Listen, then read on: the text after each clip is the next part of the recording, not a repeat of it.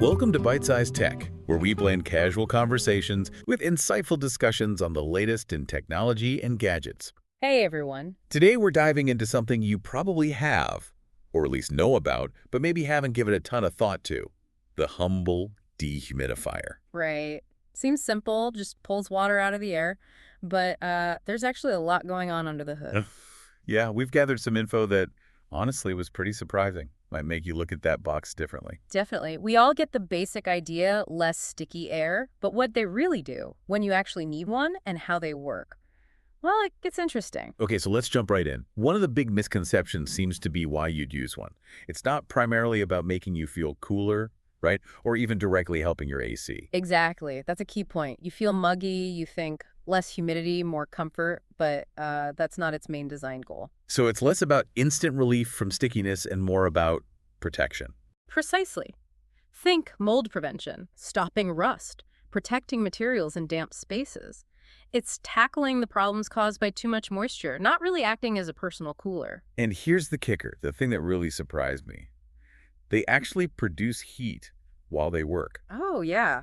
Significant heat sometimes. Like potentially as much as a small space heater? Yeah, That seems totally counterintuitive if you're trying to deal with summer humidity. it does, doesn't it? But that energy it uses has to go somewhere. It gets converted, and a good chunk becomes heat dumped right back into the room. So running one when it's already hot and humid might actually make the room hotter. It absolutely can, unless the humidity itself is causing a major problem that needs tackling regardless of the temperature increase. Okay, so when is it necessary? What's the threshold? Well, the general guideline seems to be when your relative humidity is consistently high, say above 65% or so. And that's when you get problems. Yeah, that's the zone for mold, mildew growth, that musty smell, corrosion on metal, even pests liking the dampness. It can degrade materials over time. And typically, where do you find these conditions? Often in places that aren't usually part of your main heating and cooling system.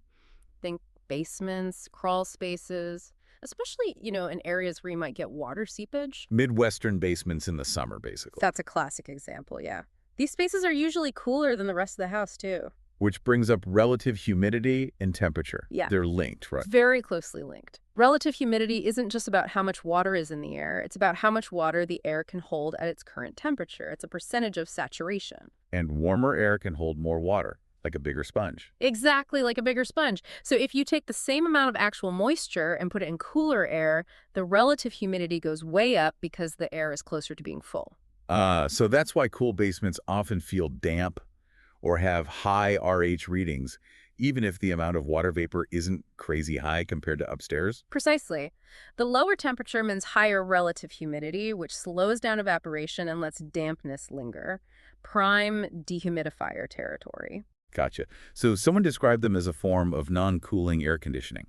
I like that phrasing. It's a good way to think about it.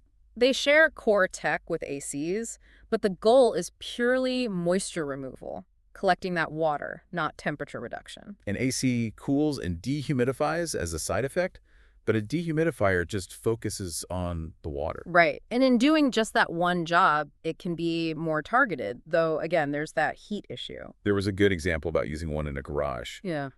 To protect tools or stored stuff, especially if you park a wet car in there. Yeah, that makes perfect sense. It's an unconditioned space where you specifically want to control moisture separate from the house's climate control. Okay, let's talk buying advice. Seems like there are some pitfalls. Those really cheap, small units you see everywhere. Uh-huh. The sources were pretty clear. Mhm. You'd be very skeptical of those tiny, lightweight things, often sold online or even in big stores. Like, they might not even remove the moisture from one person breathing. Some are rated that low, yeah. It highlights the importance of the U.S. rating system, pints of moisture removed per day. That tells you the real story. And the difference is huge. You see proper units rated at like 22 pints a day, maybe more. Right. And then you see these others marketed as dehumidifiers that might only do, say, 1 pint or maybe 3 pints a day. So the advice is basically ignore the tiny ones if you have a real humidity problem. They won't cut it. Pretty much. You need something with substantial capacity. Look at those pint ratings carefully. Otherwise, you're likely wasting your money. And what about getting rid of the water? The bucket needs emptying constantly. Right. A condensate pump is a good solution if you don't have a floor drain. It's a separate little pump that pushes the water out through a tube. But maybe avoid ones with the pump built in. The advice suggested that, yeah, maybe reliability concerns. An external heavy-duty pump might be a safer bet long-term, even if it's slightly less convenient up front. Okay, mind-blowing fact time. Inside a dehumidifier, it's basically an air conditioner. Fundamentally, yes. Same core components. Compressor, fans, the cold coil evaporator, the hot coil condenser, just arranged differently. So it uses the same refrigeration cycle.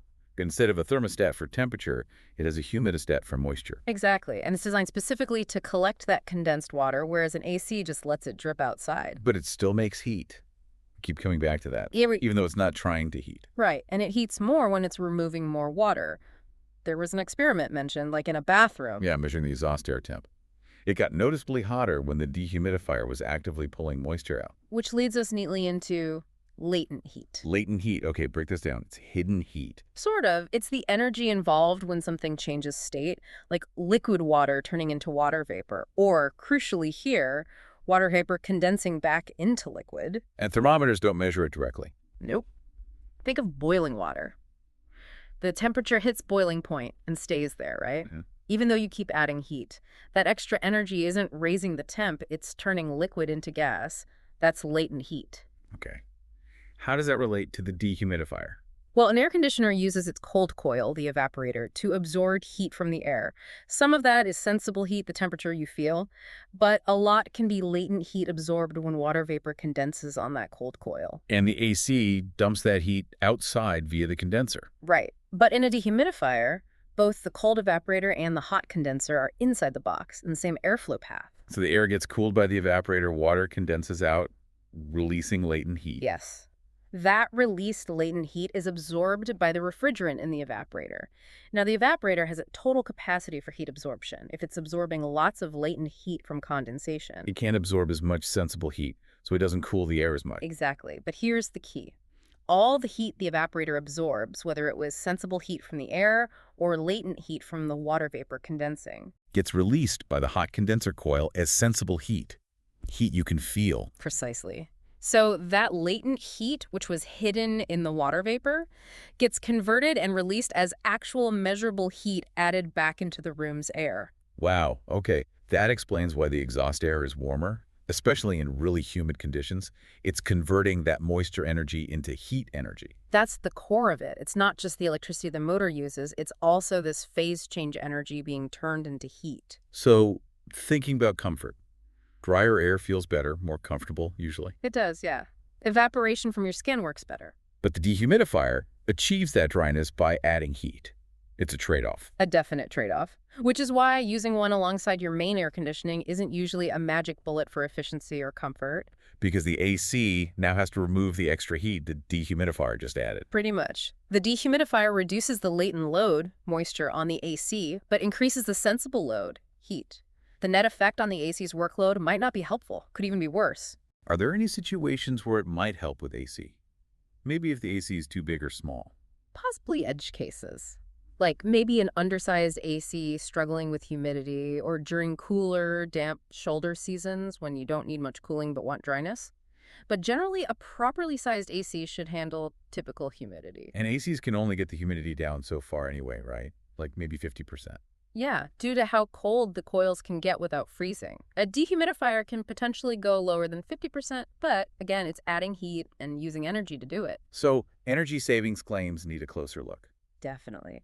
The real saving is preventing expensive moisture damage, mold remediation, replacing warped wood, that kind of thing. That makes sense. The cost of not using one when needed can be high. Exactly. But hoping it will drastically cut your cooling bill compared to running an efficient AC. Probably not realistic in most cases. So maybe using it instead of AC when you're away, just to keep humidity down. That could save energy, yeah. If your priority is just preventing mustiness and damage while the house is empty rather than keeping it cool. Okay, one last important point. Temperature limits. These things don't like the cold. Standard ones, the vapor compression type we've been discussing, don't work well below about, say, 55 Fahrenheit, 13 Celsius. Why is that? The cold coil, the evaporator, can get too cold and actually frost or freeze up. That blocks airflow, kills efficiency, and forces it into defrost cycles. But usually if it's that cold, you don't have a high humidity problem anyway. Right. because cold air holds less moisture. Generally, yeah. And if you're heating the space, that heating action itself lowers the relative humidity significantly. So it's often not an issue during the main dehumidifier season in many places. Are there other types? There are. Briefly mentioned were things like desiccant dehumidifiers, which use a different process and work better in the cold, but they have their own trade-offs, often less energy efficient overall. And those little plug-in things using Peltier elements. Yeah, those were pretty much dismissed as novelties. They might collect a tiny bit of water, but nothing compared to a real compressor-based unit. The heat pump cycle is just much more powerful for moving that moisture. So, bottom line, dehumidifiers are surprisingly complex machines doing a specific job fighting moisture damage. But they do it by adding heat, and they have limitations, not a simple comfort device. That sums it up well. Understanding that heat generation and the role of latent heat is key to using them smartly. It's about fixing the root humidity problem where it exists. Fascinating stuff, actually. Way more interesting than I expected. It really is when you dig into the science a bit. Well, thanks for tuning in to Byte-Sized Tech. Hope you found this deep dive into dehumidifiers useful. Yeah, I hope it sheds some light. If you enjoyed the episode, you know the drill. Like, comment, share, and subscribe for more fun tech discussions. We'll catch you on the next one.